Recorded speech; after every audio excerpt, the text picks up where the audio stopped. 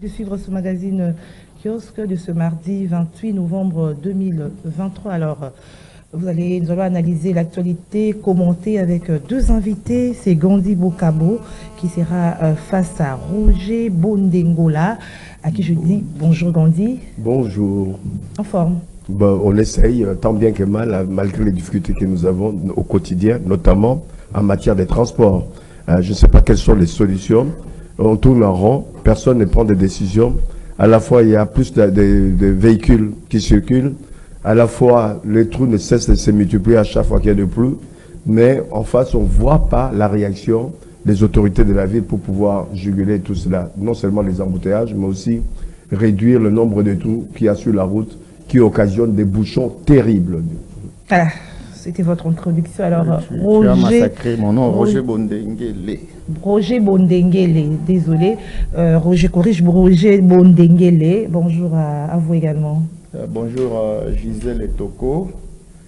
Je pense que ce n'est pas la première fois d'être en face de Gandhi, avec qui on s'est habitué.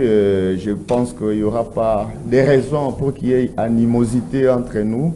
Je pense que tout va bien se passer, même si la complaisance n'est pas permise chez moi, puisque je suis toujours droit et je défends la population qui souffre dans la commune de Ngaba. Voilà. Roger, voilà. Alors, madame, monsieur, elle a une ce matin. Quand je parle de Ngaba, cela ne signifie pas que j'habite Ngaba ou je suis candidat à Ngaba. Non, Ngaba, c'est le petit peuple, hein. Selon le professeur Fé Chamal Ngantumba, paix à son âme, docteur en philosophie et en théologie. Voilà. Merci Roger. Alors, madame, messieurs, à la une ce matin, c'est d'abord nous parlons de la campagne électorale qui se poursuit aux candidats qui font la ronde à travers le pays et d'autres à Kinshasa, on ne les sent pas vraiment. Nous allons analyser avec nos invités. Alors hier, il y avait la sortie médiatique du pasteur Ngala Sidi être le candidat des dieux et que les problèmes tous les problèmes liés à l'organisation des élections, ce n'est pas son problème. Lui, il a été envoyé par Dieu. Nous allons en parler avec nos invités. Alors en société, nous parlerons de la pénurie de carburant à travers la ville. Les stations-service sont fermées et il y a même difficulté des transports. Je crois Gandhi l'a évoqué tout au début. Nous allons approfondir les analyses quant à ceux. Et puis au niveau de la Fédération des entreprises du Congo, Albert Youma cède les bâtons de commandement après 18 ans de règne. C'est lui qui prend les commandes de la présidence du conseil d'administration de la FEC, c'est Robert Malumba. Nous allons en parler avec nos invités. Alors Gandhi, nous revenons sur la pénurie de carburant. Beaucoup de stations sont fermées et comme conséquence, la difficulté de transport. Est-ce que en cette période de campagne électorale, faudrait-il pas qu'on puisse interpeller le ministère des hydrocarbures parce que ça touche à la campagne du chef de l'État? On va forcément voir le chef. Mais c'est ça le comble dans notre pays. C'est-à-dire, on dit gouverner, c'est prévoir, même s'il y a des choses qui peuvent arriver malgré les prévisions qu'on peut avoir. Mais dans ce genre de cas de pénurie d'essence, ça dénote une mauvaise gestion. Les gens qui ont cette responsabilité, en l'occurrence, comme vous l'avez évoqué vous-même, le ministre des hydrocarbures, je me demande pourquoi il est là, pourquoi on a tout un cabinet, on a un grand ministre, un grand ministère, on dépense de l'argent, on dirait qu'on dépense de l'argent pour rien. Est-ce qu'on ne pouvait pas prévoir ce genre de pénurie? On ne pouvait pas prévoir, surtout pour cette période de fin d'année, pas seulement pour les élections, mais aussi pour le quotidien. Puisque le pays ne s'arrête pas. L'économie doit fonctionner. L'économie fonctionne en partie grâce au carburant. Non seulement le carburant pour les véhicules, le déplacement des personnes et des biens, mais aussi pour que l'administration fonctionne. Les fonctionnaires se déplacent, les malades se déplacent, etc. Mais quand il y a des carences pareilles, moi je dis ça dénote d'un mauvais fonctionnement de certaines structures de l'État. Donc ça ne peut pas être acceptable. À l'époque, si Mobutu était là, il aurait déjà tapé le poing sur la table. Tu sais ce qu'il dit, c'est vrai qu'il est très modéré, très tolérant, mais à un moment donné, il faut savoir arrêter la tolérance, la modération. Puisqu'il a autour de lui des gens qui ne lui rendent pas service, alors que lui, il a la volonté de faire en sorte que notre vie quotidienne s'améliore au quotidien. Mais le problème, c'est qu'autour de lui, il y a des bras morts, des bois morts même, je peux dire. Ça pose un problème. Donc, ce n'est pas une injure contre un ministre ou contre une structure, mais ça ne va pas. À quoi ils servent? J'aimerais qu'ils viennent s'expliquer, notamment devant les médias. Les médias aussi, contrairement à ce que beaucoup de gens disent, les médias c'est le quatrième pouvoir, moi je ne suis pas du même avis. Les médias ne doivent pas être le quatrième pouvoir, ne doivent pas être les relais du pouvoir. Les médias sont des contre-pouvoirs. D'autant plus que dans notre pays, il n'y a pas de syndicats. Les syndicats n'existent pas dans ce pays. Si les syndicats existaient, je pense qu'il y a certaines choses qui ne se feraient pas. Si les partis politiques sont faibles, c'est puisque aussi il y a carence au niveau de la syndicalisation des forces des syndicats.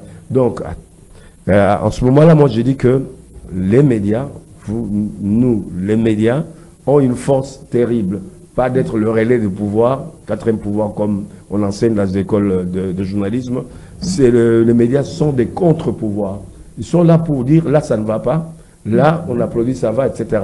Donc, il ne faut pas que les médias soient là toujours des relais. Ah, l'information, telle a fait ci, telle a fait ça. Non, il faut analyser et indiquer, clarifier les responsabilités des uns des autres. Alors, vous avez dit qu'il faudrait prévoir. On devait faire quoi, par exemple? Parce qu'on a suivi des pétroliers qui disent que le gouvernement paye à dents de scie leurs subventions. Oui, que le gouvernement paye à dents de scie. Le gouvernement, il y a des garanties. L'État ne va pas fuir. Le gouvernement ne va pas disparaître. Le gouvernement sera là. C'est que l'État leur doit, d'une manière ou d'une autre, l'État sera obligé de payer. Mais là, c'est un chantage. Moi, je peux dire de ce côté-là, c'est un chantage. C'est un chantage dans le sens où ils veulent amener le gouvernement à venir autour de la table pour négocier. Et vous verrez, dans quelques semaines, ils vont encore renchérir. Donc, augmenter le prix de l'essence. Déjà, c'est difficile pour nous ici à Kinshasa. Imaginez ceux qui sont en province. Nous, on est déjà à plus de 3 000 francs les litres. Mais en province, il y en a qui sont à 4 000, 5 000, 6 000. Ça pose un problème. C'est un frein pour notre économie. C'est un des freins pour notre économie.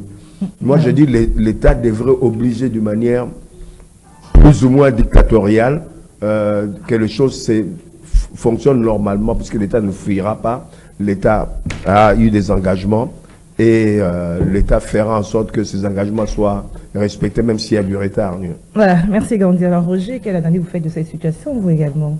Ouais, j'ai suivi religieusement mon co-débatteur Gandhi quand il culpabilise tout le monde. Pour lui, les fautes, les problèmes, ce sont les autres. Mais le président de la République n'a aucun problème. Chez lui, seulement quand un bourgmestre jette des pierres dans un trou, dans sa commune, voilà Fatih Béton. Mais quand ça ne va pas, c'est le bourgmestre qui a mal agi. Donc il faut arrêter avec cette politique de 2 poids 2 mesures. Si partout, même si la route de Lengue a été construite par l'hôtel de ville, mais le président de la République la récupère dans le compte de son bilan. Donc tout doit être placé sous le dos du président de la République. C'est ça la logique. C'est-à-dire on ne peut pas, quand ça ne va pas, ce sont les autres, et quand ça va Fatih Béton. Mais il ne peut pas être ça, partout au même moment. Partout au même moment. Donc il doit laisser la route élenguer ça dans le bilan de l'hôtel de ville et non dans le bilan du gouvernement central.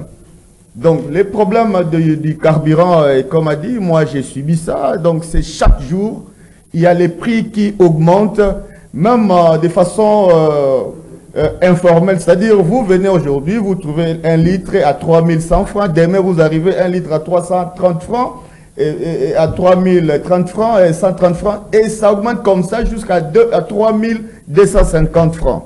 Donc, le gouvernement ne dit rien. Donc, ça entre dans le bilan négatif du gouvernement, du pouvoir en place ou du régime en place. Donc, il n'y a rien à dire comme tout ne va pas. Donc, dans ces domaines aussi, ça ne va pas. C'est une logique normale. C'est cohérent. C'est-à-dire, quand les prémices sont mal posées, les conclusions ne peuvent qu'être mal faites. Donc, c'est un peu ça. Voilà. Merci, Roger. Alors, Gandhi, je veux que vous allez réagir. Oui, mais de toute façon, ben, ce qu'il vient de dire, j'ai rien compris d'abord. Non seulement j'ai rien compris, je ne vois pas comment il peut donner la responsabilité au président de la République. Le président de la République est garant, certes, de tout ce qui se passe au niveau du pays, mais le régime dans lequel nous sommes, c'est le chef gouvernement qui exécute la vision du chef de l'État. Le Parlement était majoritairement, certes, de son côté actuellement, mais c'est pas lui qui est sur les terrains. Sur les terrains, il y a des acteurs, comme vous avez cité le gouverneur, comme vous avez cité les ministres. Il n'y a pas autre chose que ça. Si j'ai demandé à ce que le président puisse, dans certains cas, notamment celui-là, taper du poing sur la table, intervenir, j'ai donné l'exemple de Mobutu à l'époque, c'est pour dire que c'est le dernier rempart. Il ne doit pas être là au quotidien dans l'exécution des choses. Lui, c'est le dernier rempart quand on a épuisé toutes les possibilités et qu'on n'arrive pas à des solutions. C'est là que le président de la République peut sortir. Si vous ne comprenez pas ce fonctionnement, il y a un problème. Donc, vous voulez faire de lui... Ça ne serait pas une sortie tardive à moins d'un mois de la tenue des élections. C'est ça que j'ai dit. C'est pour ça que moi, je pousse.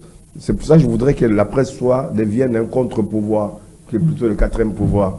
Donc, voilà. Sauf si on suit la logique de mon ami Roger, donc ça voudrait dire que le président doit intervenir partout. Vous voulez faire de lui un dictateur? Non, je ne pense pas. On s'est battu pour la démocratie. N'amenez pas le président de la République à devenir demain un dictateur. Donc il doit jouer son rôle là où il est, le garant. J'ai dit que c'est le dernier rempart, puisque j'ai dit que ça devient quelque chose de récurrent, le fait qu'il y ait carence au niveau des carburants, le fait qu'il y ait des problèmes de bouchons, donc des embouteillages, etc. À un moment donné, j'ai dit, puisque les ministres n'arrivent plus, d'autres autorités n'arrivent plus, mais il nous reste une seule autorité, le président de la République. Ce n'est jamais trop tard, comme on dit en français, n'est jamais trop tard pour bien faire. Voilà. Merci Gandhi. Alors nous allons dire un mot par rapport à la Fédération des entreprises du Congo. Je reste avec vous. Oui, 8 ans après, il y a une autre personne qui prend la présidence du conseil d'administration. Oui. Il s'agit de Robert Malumba. Yuma Albert a cédé son fauteuil, il y a eu remise et reprise. Quel est votre commentaire? Pas grand-chose comme commentaire, si ce n'est que de dire ouf, le soulagement. Il fallait le faire. Il fallait le faire, puisqu'on a eu du mal à déboulonner ce monsieur. Comment ça? Ah non, il ne voulait pas partir. Vous avez vu qu'il y a eu plusieurs fois des élections, plusieurs fois on a élu d'autres personnes, plusieurs fois il y a eu de blocages. Donc, qu'il soit déboulonné aujourd'hui, comme je reviens encore à cette expression, mieux vaut tard que jamais, on avait du mal à déboulonner notre ami à la tête de cette institution du patronat congolais. S'est érigé à potentat, d'autant plus que lui-même n'est pas issu d'une entreprise où il est chef d'entreprise. Il aurait fallu rétablir l'ordre. Rétablir l'ordre, c'était de choisir un des patrons des entreprises congolaises. Et je pense que les choses sont rétablies. Il y aura un changement, je l'espère, dans le bon sens, puisque M. Albert Yuma a géré à Pontata en tant que dictateur, disons, le patronat congolais. Et en connivence avec le régime passé, puisqu'il travaille en collaboration. Et puis, il a des casseroles derrière lui. Vous savez qu'il a été à la Gécamine. Oui. On n'a jamais élucidé les choses, on n'a jamais clarifié les choses. Il y a des détournements. Des détournements ici ou là. Au moins, maintenant, il peut se préparer déjà, qu'on le veuille ou non, au plus tard après les élections. Je pense qu'il pourra, si on est dans un état de droit, il pourra être interpellé pour qu'il nous clarifie. On a besoin d'argent pour les routes, pour construire des routes. On a besoin d'argent pour construire des centres médicaux, des écoles et autres. Il y a des gens qui viennent, qui détournent des centaines de milliers ou des millions de dollars, mais ça pose un problème. C'est-à-dire, il faudra qu'on aille vers l'état des droits réellement tel que préconisé. Et des exemples de monsieur, comment s'appelle le sortant, Albert Yuma, ou de l'ancien Premier ministre, ces gens-là doivent répondre aux injonctions de la justice, nous clarifier les choses par rapport au dossier qui les concerne. Voilà, par rapport au détournement, avant de donner la parole à Roger, je suis fait un commentaire de quelqu'un qui dit l'IGF a très mal vendu l'image du pays, donc du pouvoir, hein, par rapport au détournement. Aujourd'hui, on met tout. Il fallait peut-être ne pas tout mettre à la place publique. Ça ternit l'image, parce que quand on voit des politiques, on parle plus des détourneurs, on les qualifie plus de détourneurs parce que c'est ce qu'on a mis à la place publique. Mais quand on a choisi la démocratie, on a choisi la transparence. Oui. Quand il y a transparence, qu'il y ait des détournements des gens de l'ancien régime, qu'il y ait des détournements des gens qui sont au régime actuel, mais il faut qu'il y ait une certaine clarté, une certaine transparence. Je dirais plutôt le contraire de ce que vous dites ou que je sais que les gens pensent. L'IGF, au contraire, a contribué à rendre transparent la gestion de la chose publique. Là, ça ne peut pas dire qu'on a terni l'image du pouvoir. Je pourrais prendre... Je veux dire qu'on voit des politiques, on les qualifie, miyibi, voilà. Parce oui, mais au moins la transparence permet à ce qu'on dise la vérité, que ce soit pour ceux qui sont dans l'opposition ou qui étaient au pouvoir hier, que ce soit pour ceux qui sont au pouvoir aujourd'hui. Ça crée un certain équilibre. S'ils ne l'auraient pas fait, on allait dire, ah non, le pouvoir ne parle que du pouvoir passé, mais leur pouvoir, il y a des gens qui font autant, voire même pire, on n'en parle pas. Maintenant qu'on en parle, on dit qu'on a terni l'image. Non, bien au contraire, c'est à l'actif du président actuel de pouvoir faire en sorte qu'il y ait une certaine transparence, une certaine clarté. D'une manière ou d'une autre, cela lui permettra, je pense, s'il arrive à remplir, à pouvoir de nouveau prendre la présidence de la République, de rectifier le tir, de corriger ce qui n'a pas marché, pour pouvoir ramener le pays vers des horizons meilleurs. Alors, quelle est votre lecture par rapport à cet état des choses? Mettre les détournements à la place publique, ça a terni l'image du pouvoir. Voilà. Oui, je vais d'abord rebondir sur ce que Gandhi a dit. Il a dit qu'il n'avait pas compris ce que j'avais dit, alors qu'il a répondu valablement à ce que j'avais dit. Donc, il énonce quelque chose et il dit le contraire. C'est une autodestruction. L'oxymore. Autodétruit pragmatiquement et ce n'est pas correct. Alors, vous parlez de l'avènement de M. Robert Malumba. Robert Malumba, à la FEC, tête de la FEC. Et moi, je pense plutôt que je vais le juger par les actes. Dès qu'il sera en possession de sa fonction, c'est à partir de là que je vais voir comment il régule cette institution. Et là, je pourrais émettre un point de vue. D'emblée, comme ça, ça sera mettre la charrue devant le bœuf. Et on sait peut-être, beaucoup de gens ignorent la mission de la FEC. Moi, peut-être aussi, je peux l'ignorer. Mais je pense que la FEC doit faire tout pour inciter les Congolais à investir en RDC. Lutter contre le mauvais climat des affaires qui sévit en République démocratique du Congo, où la corruption bat toujours plein. Quand on veut ouvrir une petite entreprise, il y a trop de taxes, il y a trop d'exigences, il y a trop de corruption. Moi-même, j'avais mis en place un shop à Lupin et j'étais obligé de fermer mon shop puisque chaque jour, je voyais des services et des services circuler et j'ai payé l'argent, j'ai donné l'argent que moi-même, les proprios de cet établissement, je n'ai pas eu à gagner. Donc, j'ai travaillé en vain et j'étais obligé de fermer. Et même la DGI venait pour un truc qui n'avait même pas un fonds, une capitale de 10 000 $. J'avais quelque chose comme 4 000 $ de fonds et la DGI passait pour me rançonner. Et c'est ça qui détruit... C'est contre la loi, ce passage dont vous dénoncez. C'est contre la loi. C'est contre ses prérogatives de la DGI. Oui, c'est-à-dire la DGI n'intervient que quand vous avez un chiffre d'affaires de plus de 10 000 $. À partir de 10 000 $, là, mais une petite boutique comme ça, de moins de 1 000 $, la DGI intervient pour réclamer les taxes. Je ne sais pas si c'est moi qui me trompe ou quoi. Donc c'est ça un peu le problème. C'est-à-dire qu'on doit inciter les citoyens congolais à investir dans les pays et puis à faire des commerces pour leur profit et les biens des consommateurs congolais. C'est ce que la FEC doit faire. Et dire que l'autre volet, vous avez parlé de la corruption qui a été étalée sur les lieux publics et la réputation même de la RDC est ternie suite à ce que l'IGF est en train de faire. Non, moi je ne pense pas que l'IGF ne fait pas bien... Selon une certaine opinion, voilà. L'IGF ne fait pas bien son travail parce qu'il ne s'occupe que d'autres blocs, de gens d'autres blocs politiques. C'est-à-dire, si vous êtes de l'union sacrée et si vous criez Fachi Béton, quels que soient les gaffes commises ou les détournements commis, l'IGF ne va pas s'occuper de vous. L'IGF s'occupe de gens qui ne sont pas d'accord avec Félix Tshisekedi, avec le régime en place. Donc, c'est ça les combles. C'est ça les combles. On doit s'occuper de tout le monde. On doit s'occuper de tout citoyen congolais qui a la gestion de la res publique. Et l'IGF seulement ne dénonce pas, il y a aussi la presse. C'est la presse aussi qui dénonce. La presse qui voit que non, voilà, il y a eu des tournements.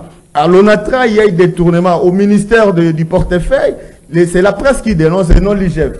Voilà. Merci Roger. Alors nous prenons un autre sujet, c'est la campagne électorale. Monsieur Gandhi Bokabo. Alors la campagne électorale, 26 candidats.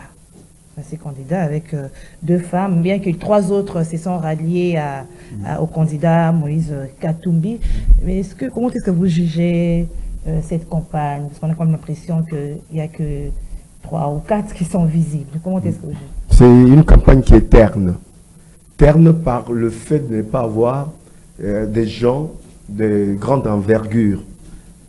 Pourtant, ils prétendent tous, c'est une prétention, ou ils aspirent, hein, pour ne pas les égratigner, ils aspirent à être président de la République, tous ces gens-là.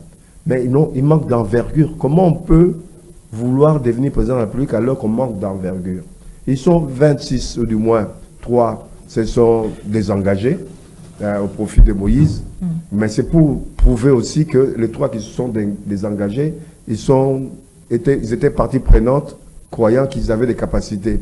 Mais à force que les jours passaient, les heures passaient, ils se sont rendus compte qu'ils ne pourront pas aller jusqu'au bout, soit par manque de moyens matériels et financiers, soit par manque d'une base solide au niveau de la population, soit par le fait que on peut d'une manière ou d'une autre les avoir à la fin. Mais les autres qui ne se sont pas du moins associés à Moïse, qui sont restés, on ne sait plus s'ils sont du côté de Tshisekedi ou s'ils restent toujours dans l'opposition, mais n'ayant pas de campagne. Comment tu peux, toi, donner 65 000 pour devenir président de la République, tu finances 65 000, et puis tu restes dans la léthargie, on ne te voit même pas dans une des communes de Kinshasa. On comprendrait que la province, c'est difficile, aller en région, c'est difficile, puisque ça nécessite des moyens colossaux. Mais comment on peut, comme vous avez dit, vous engager dans la course alors pour dire enfin que c'est difficile par manque de moyens d'aller en province? Mais c'est qu'il y a une stratégie derrière la tête. Non, où les gens sont allés comme ça en disant la population comme ça viendra à eux, etc. Mais se rendre compte qu'ils n'ont personne derrière eux. Je prends l'exemple de Peter, qui vient, de Kazadi, qui vient de France. Rex Kazadi. Rex Kazadi. Mais Kazadi, je ne l'ai pas rencontré dans une des communes, même pas dans un stade municipal. Ça pose un problème. Notre professeur Ngoï, je le vois au niveau des médias, je l'entends au niveau des médias. En dehors de ça, je n'ai pas rencontré, même sur une rue, en train de passer, de saluer les gens, de parler avec les gens, etc. C'est vrai que le début, il y a encore quel début? Une semaine, c'est quand même beaucoup pour une campagne.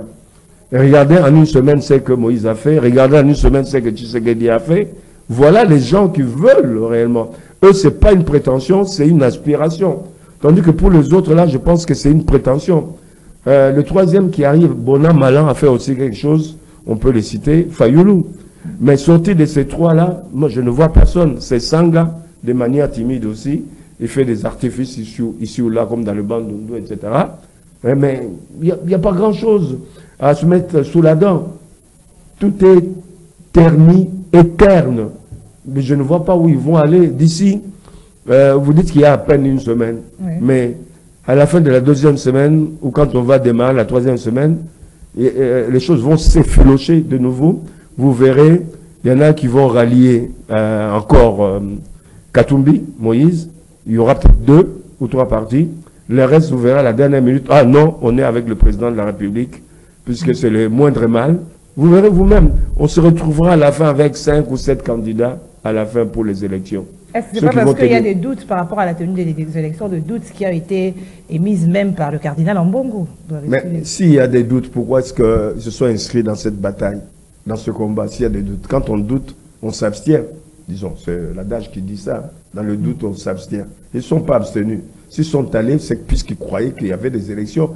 Ils croient encore. Ambongo n'a pas dit des choses néfastes, sauf que la façon de dire ces choses-là qui ont été néfastes, ce qu'il a dit, ce sont des hypothèses probables, mais c'est la façon de le dire.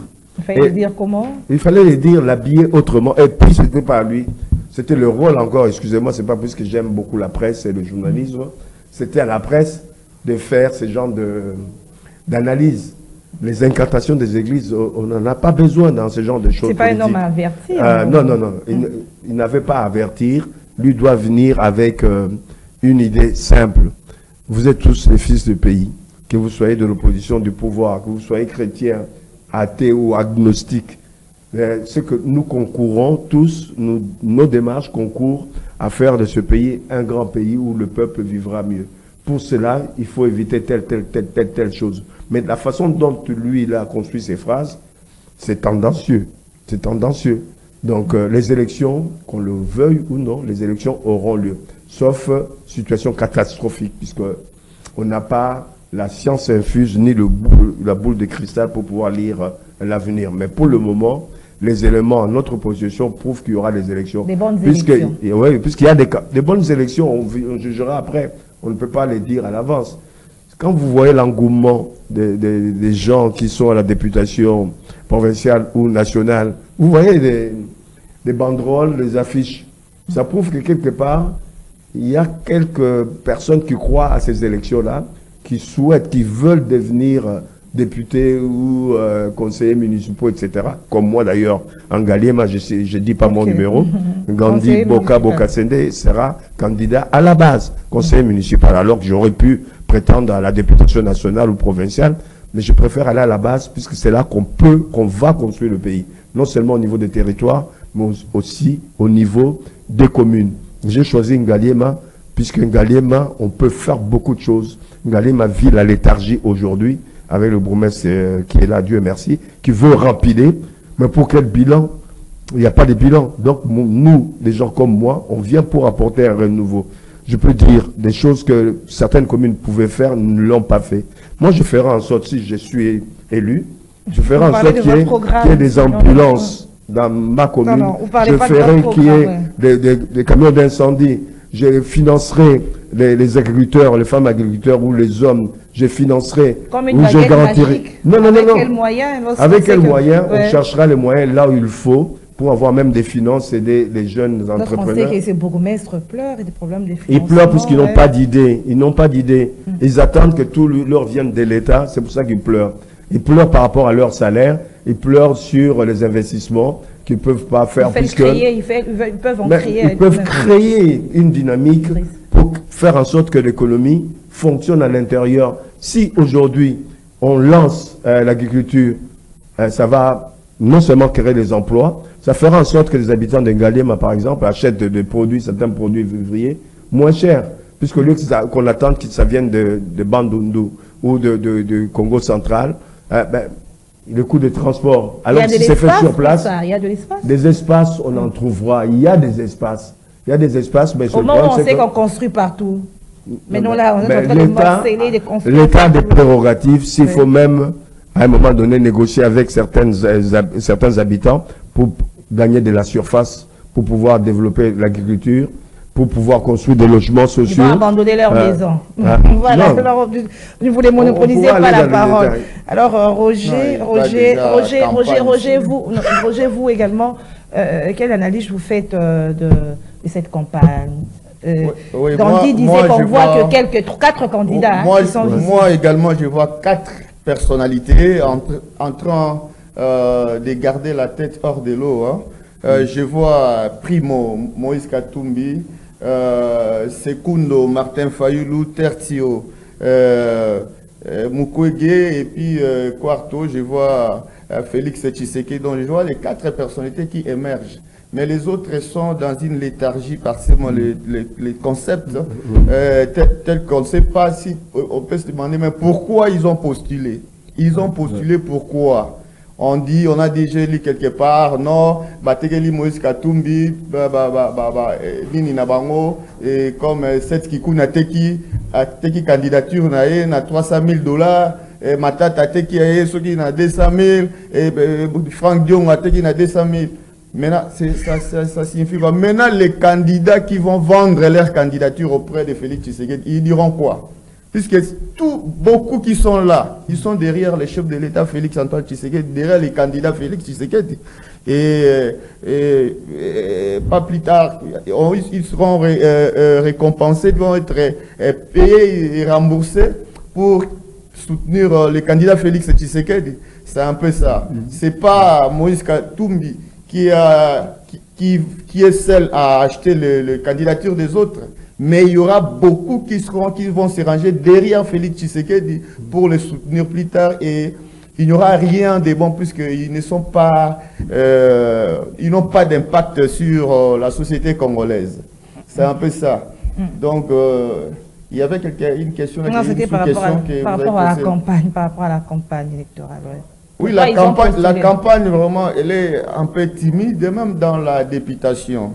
Il y a des gens qui devraient signer des contrats dans des organes de presse. Ils disent toujours non, il faut attendre. Et on n'a pas encore eu l'argent, tout ça. Donc la campagne est un peu timide. Beaucoup de partis n'ont pas encore financé leurs candidats. On ne croit pas, parce qu'il n'y a pas la certitude par rapport à la tenue des élections. Oui, il n'y a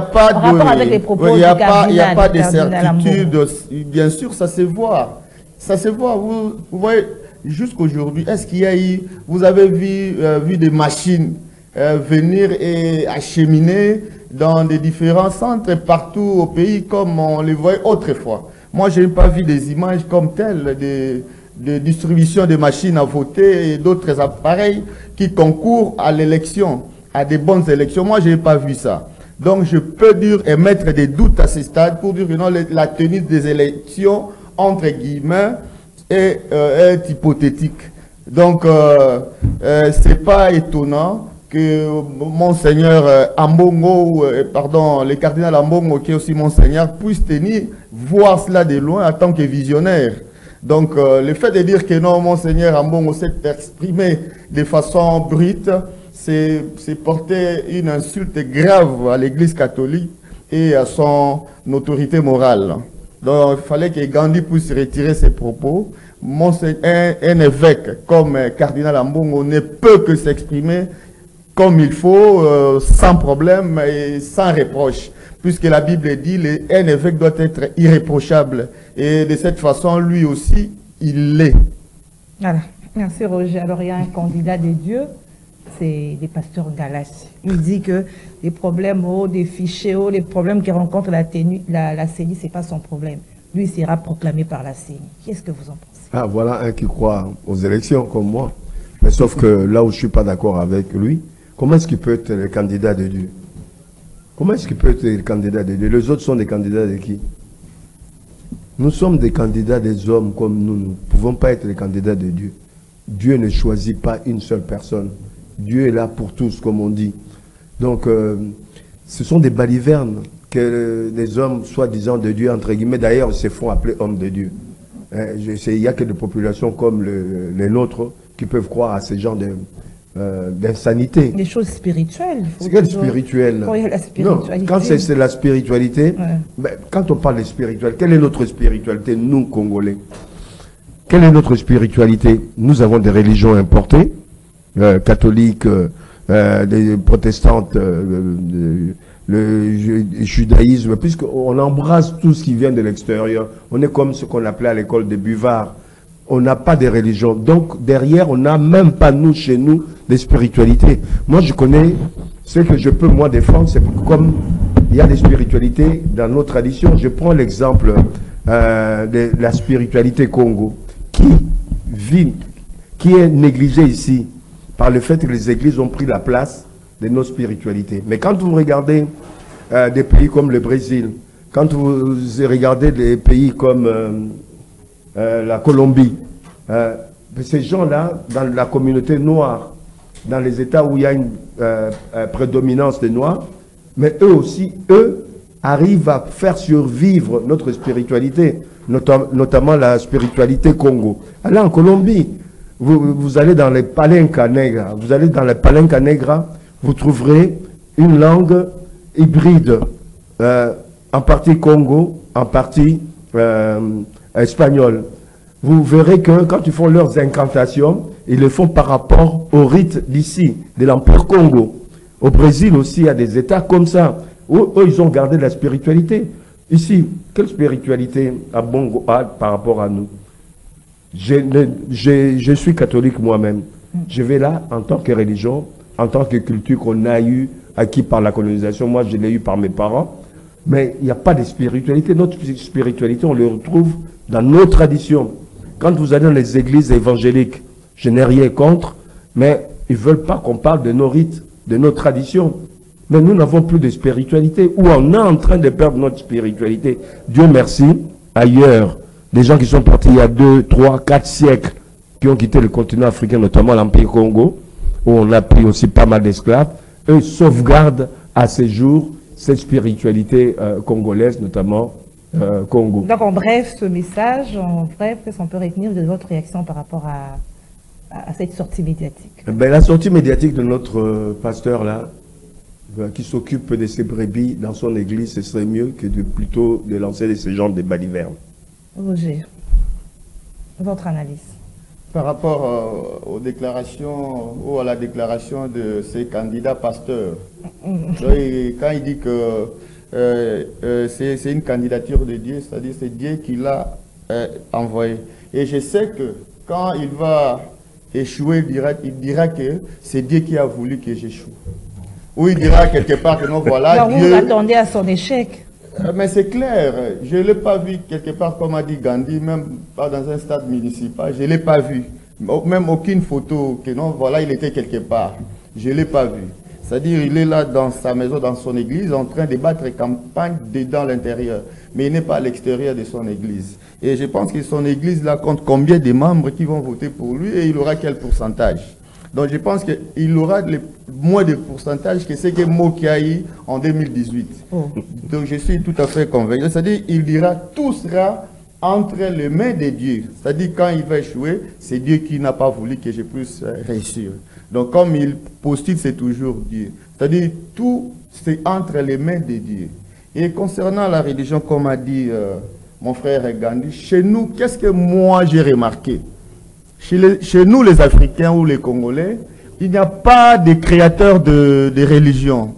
Quelqu'un qui dort la nuit, le matin, il se réveille, non, Dieu m'a parlé, il prend les sticks de bambou, les tam-tam, tout. Bah, maman, tout ça, et l'église fonctionne comme ça, sans une vision, sans un projet. C'est-à-dire, une église, c'est comme une rébellion. C'est-à-dire, une rébellion, comme toute église, toute organisation, doit avoir un cahier des charges, un projet, c'est-à-dire une conception. C'est-à-dire, vous aspirez à quoi? Pourquoi vous faites une rébellion? Pourquoi cette église doit être mise en place? C'est-à-dire, il faut quand même un cahier des charges qui doit être mis en place pour soutenir, pour sous-tendre une église. Mais chez nous, c'est dit n'importe quoi. Quelqu'un qui dort, se réveille, il n'y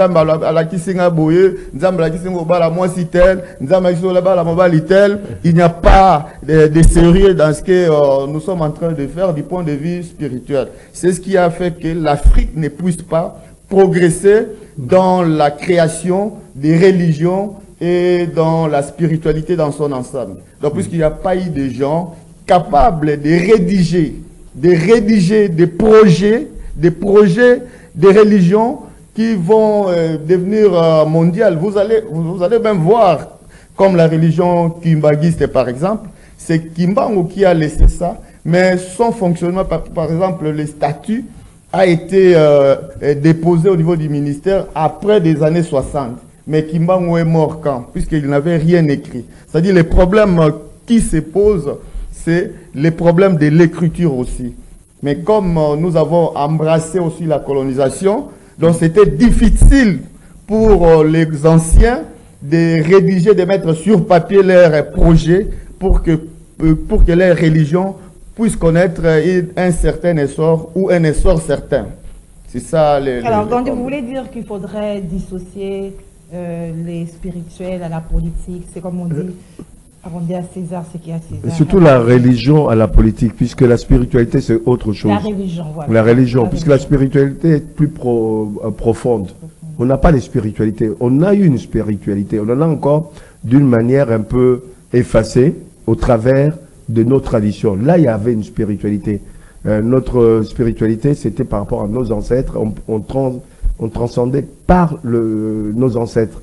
Alors que la religion, on est obligé de passer par Saint Pierre, Saint Paul, Luc, etc., Matthieu, qui n'est pas notre spiritualité, qui est la religion des Occidentaux. Et les Occidentaux, au travers de cette religion catholique, chrétienne et autres, ils ont derrière une spiritualité que même nos prêtres, malgré qu'ils font des études au séminaire et autres, ne rentrent pas dans la vraie spiritualité de la chrétienté qui est occidentale. Quand vous regardez dans le pays asiatique, c'est le bouddhisme, c'est une autre philosophie. Quand vous allez...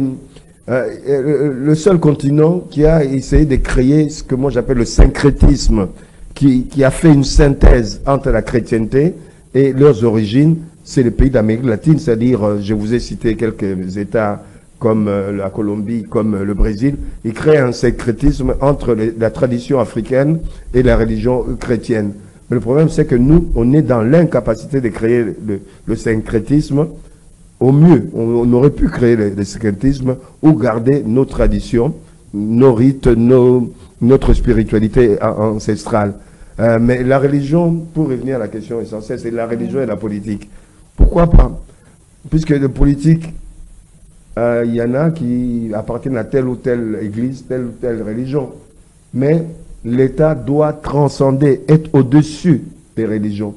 Puisqu'on a vu dans le passé, quand on regarde l'histoire des religions, tant que la religion avait la suprématie, personne ne pouvait être empereur ou roi sans que le pape puisse l'accréditer. Quand il y a eu séparation en Occident entre l'Église et l'État, l'État a pris sa place. C'est ce qui a permis le développement. Puisqu'à l'époque, souvenez-vous quelques exemples, quand il y avait des philosophes qui réfléchissaient, qui disaient la terre est ronde, on les igouillait. Ils étaient maltraités. Quand des gens étaient malades, on imposait la main pour sauver les malades. Mais il a fallu qu'il y ait séparation entre l'Église et l'État pour que la philosophie se développe. Et la philosophie se développant a donné naissance à la science. Aujourd'hui, on a des médecins, on a des physiciens. Alors, vous ne trouvez pas qu'aujourd'hui, les pasteurs, les hommes de Dieu doivent se mêler de la politique parce que la plupart du temps, les gens remplissent des églises parce qu'il y a des problèmes sociaux. Mais on ne règle pas le problème. On ne règle pas les problèmes sociaux en allant prier. Il faut prier quand on y croit, quand on croit. Mais l'Église est là pour aider à la morale de la société. Côté moral, oui, je sais que les églises, les religions ont un rôle à jouer côté moral. Mais l'Église, la religion ne peuvent pas s'impliquer dans la politique. Ce n'est pas eux qui gèrent leurs brebis. Quand je prends l'Église qui est la mienne, catholique, pourquoi nous perdons, dans le monde entier, nous perdons des adeptes dans l'Église catholique? C'est puisque on ne sait pas s'occuper de nos brebis. Ils vont dans les églises évangéliques qui ne restent même pas. Quand ils vont dans ces églises-là, ils quittent l'église A pour l'église B pour l'église C, puisqu'ils vont pour trouver des solutions à leurs problèmes. Quand ils ne les trouvent pas, ils changent d'église. Mais dans tout ça, ce sont des adeptes qui perdent leur temps, leur argent. Et de l'autre côté, ce sont ces gens-là qui sont à la base de la création de ce business des églises qui s'enrichissent. Merci. Ouais, l'État, merci.